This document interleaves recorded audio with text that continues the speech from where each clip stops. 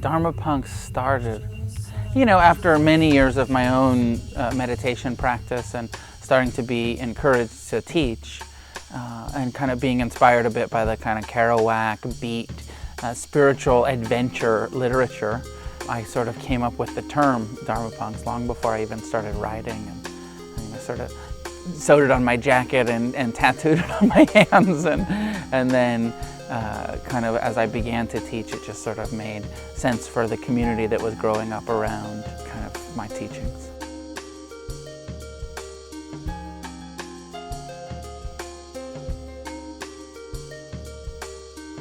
Well, I really believe that punk rock and Buddhism are founded upon the same quality of dissatisfaction with the status quo.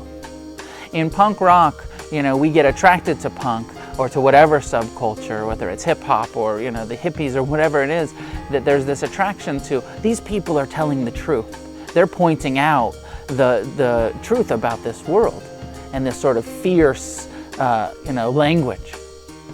And there's a lot of wisdom, of kind of aggressive wisdom in that punk rebellion of really pointing out the oppressive factors and the ignorance and the injustice in this world.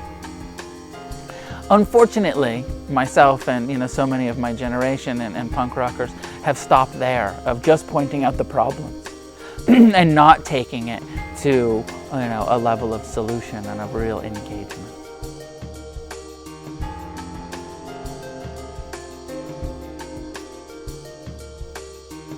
That there's so many people that masquerade as sort of compassionate people, but they're so unkind to themselves.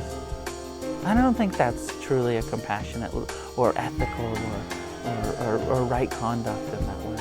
That it really has to be from the inside out, kind to oneself, kind to others.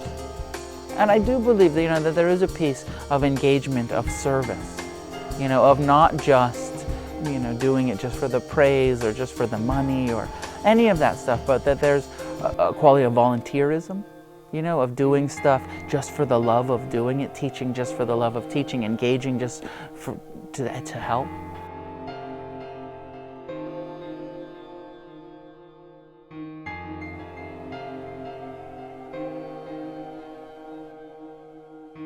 I think that the way that Buddhism has developed is that there's all of these kind of power dynamics in it, but that originally the Buddha was really just trying to empower each individual to find truth for themselves.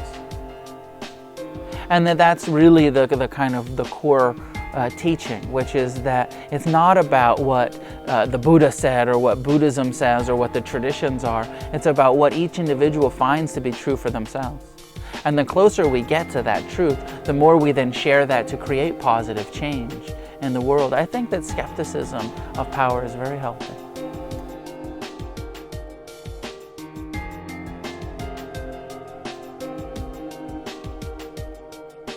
On the internal level, meditate and destroy is about, bringing awareness to the causes of suffering within us and dismantling and destroying and deconstructing the greed and the hatred and the delusion, which is the core causes of our difficulties in life.